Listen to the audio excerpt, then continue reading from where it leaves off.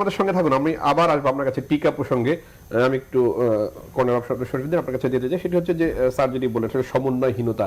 আমরা RAB, BGB, সেনাবাহিনী সদস্যদের রাস্তায় নামিয়ে দিয়ে তারা জরিমানা করছেন, ম্যাজিস্ট্রেট তাদের সাথে আছেন, কিন্তু আসলে এই সমস্যাটি যারা মোকাবেলা করবেন, সামনে থেকে যারা নেতৃত্ব দেবেন, তাদের তো মাঠে নেই এবং এমনভাবে জরিমানা করা হচ্ছে, সেগুলো নিয়ে সমালোচনা হচ্ছে ব্যাপক আকারে। ধন্যবাদ। স্যার যে কথাটা বলেছেন, ডক্টর বেনজির স্যার, ভেরি ইম্পর্টেন্ট। একটা বাড়িতে যখন আগুন ধরে তখন ওইখানের কে বড় লোক, কে ছোট লোক, কাকে দায়িত্ব দেওয়া আছে, কে কমিটির প্রধান, এটা বিবেচ্য বিষয় নয়। আগে তাকে বাঁচাতে হবে। বিল্ডিংটাকে হোক, কুড়িঘরই হোক, কেমন করে তাকে বাঁচাতে হবে বাড়িটাকে, এইটা হচ্ছে আমাদের মেন উদ্দেশ্য। তো সমগ্র বিশ্ব এখন মহামারীতে যেমন করে আছে, যেমন কাউকে কমিটির হেড দিলেই যে উনি সব কিছু করবেন আর হেড না দিলে যে কিছু করবেন না, এটা কিন্তু বিবেচ্য বিষয় নয়। আমি যেহেতু আর্মির প্রাক্তন অফিসার, আমাদের আর্মিতে লেফটেন্যান্ট কর্নেল একটা ব্যাটালিয়ন কমান্ড দেন, ওইখানে অ্যাডজুটেন্টের দায়িত্ব পালন করেন একজন লেফটেন্যান্ট আর একজন captain.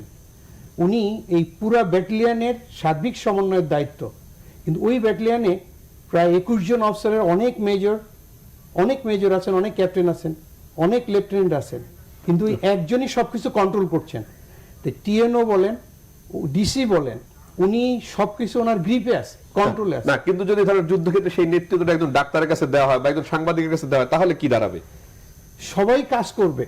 Mutual respect, sacrifice and compromise, this 3 law is implicated for all. যদি মিউচুয়াল রেসপেক্ট না থাকে, একজন ডক্টর, তার কাছে তার নিজস্ব রেসপেক্ট থাকবে, টিএনও সাকে রেসপেক্ট করবেন। একজন মিলিটারি অফিসার, তার নিজের রেসপেক্ট থাকবে, টিএনও ডক্টর সবাইকে নিয়ে এবং অন্য সবাইকে রেসপেক্ট করবেন। That's why mutual respect, sacrifice এবং কম্প্রোমাইজ। What sacrifice? এইটা ডক্টর রিলেটেড। ডক্টর সাহেবরা হঠাৎ করে মানে কাজের জন্য তাকে হেড করা হয়নি, দ্যাট ডাজন্ট মিন যে উনি চুপ করে বসে থাকবেন। না, কিন্তু আইন কি করার দরকার কি ছিল? 1 মিনিট। গত 3 তারিখের রাতে যখন বিদেশ থেকে ভ্যাকসিন এসছে, ওয়ার্ল্ডের সবচেয়ে ক্রাইসিস, সবচেয়ে ইম্পর্টেন্ট ডিসকাশন, বাংলাদেশের সবচেয়ে ইম্পর্টেন্ট ডিসকাশন ভ্যাকসিন। এই ভ্যাকসিন যখন আসছে তখন কিন্তু স্বাস্থ্যমন্ত্রী ওখানে হাজির, ওখানে পররাষ্ট্রমন্ত্রী হাজির, মাননীয় প্রধানমন্ত্রী কিন্তু ওইখানে বসে হুঙ্কার দিচ্ছেন। Everything she is monitoring from the air.